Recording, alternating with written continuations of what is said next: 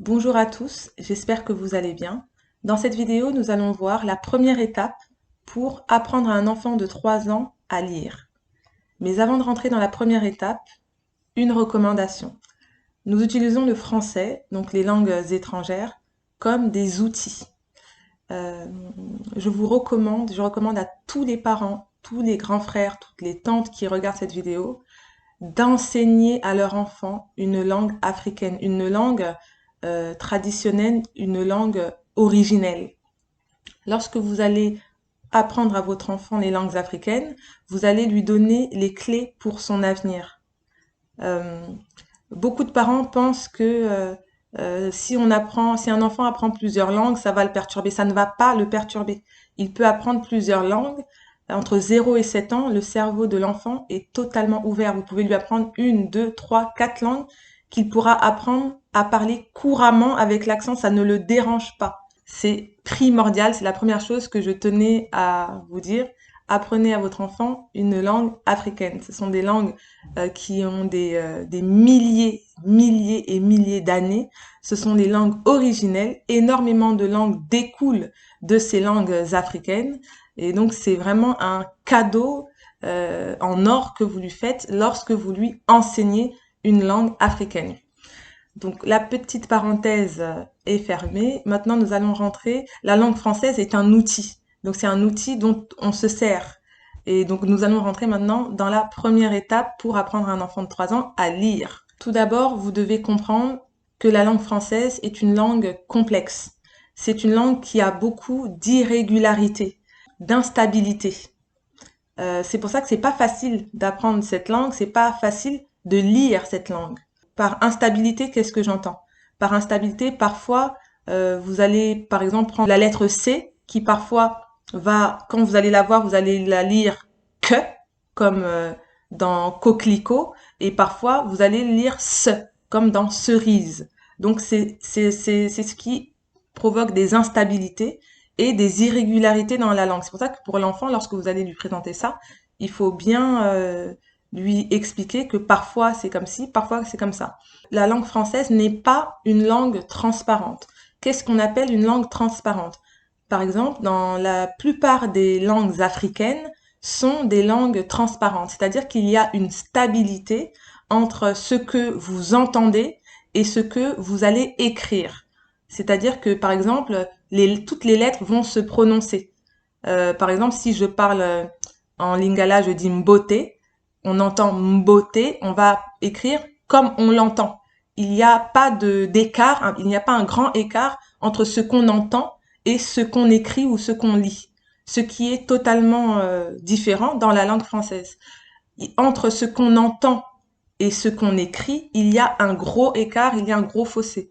C'est pour ça que nous allons accompagner les enfants étape par étape, petit à petit, et vous allez voir que ça va très bien se passer, ils vont très bien assimiler la situation, même si la langue est complexe. Passons maintenant à l'étape numéro 1. L'étape numéro 1 consiste à préparer oralement l'enfant à la lecture. Donc la préparation à la lecture, c'est ce qu'on appelle dans les écoles la phonologie. Donc petit à petit, on va jouer avec les mots.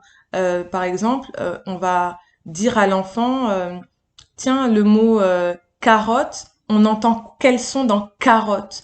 Donc on va bien prononcer le que, le a, le r, le o, le t et le e. Donc on va commencer comme ça petit à petit en faisant des petits jeux, en entendant la composition des mots carotte. Et surtout lorsque vous parlez aux enfants, il faut bien que votre enfant, vous vous mettez face à votre enfant. Et il faut bien que votre enfant vous regarde, qu'il regarde les lettres, qu'il regarde la position de vos lèvres, qu'il regarde la position de votre langue, parce qu'il y a des mots et des lettres qui se ressemblent, comme le F et le V. Donc, vous pouvez prononcer devant l'enfant afin qu'il retienne bien les mots. Quelques exercices quelques jeux de phonologie que vous pouvez faire avec vos enfants. Jeu numéro 1. Mon petit œil voit. Par exemple, vous pouvez dire à votre enfant, mon œil voit quelque chose qui commence par un F. Et là, votre enfant, il va être tout content, il va chercher une feuille. Non, Un feutre? Non. Et donc, ça permet à l'enfant de reconnaître les mots qui commencent par une lettre, par un son. Ensuite, vous pouvez dire, une fois que l'enfant aura bien compris et que vous aurez joué avec toutes les lettres, tous les sons, vous pouvez dire, je cherche un mot. Et attention, il y a le nom des lettres et il y a le son des lettres. Par exemple, quand je vous dis le F, je vous dis pas F, je vous dis F. Par exemple, le D ou le R. Vous allez dire le son que fait la lettre, pas le nom de la lettre. A, B, parce que B, c'est B. C, c'est K ou S. Donc vous allez dire le nom des lettres et pas, donc vous allez dire le son de la lettre et pas le nom de la lettre. Donc vous allez jouer à votre enfant à ce jeu numéro 1. Mon œil voit un mot qui commence. Ensuite, lorsqu'il aura bien, vous jouez avec lui plusieurs semaines, plusieurs jours, hein. Il faut que ça se fasse, ça dure 30 secondes ce jeu-là.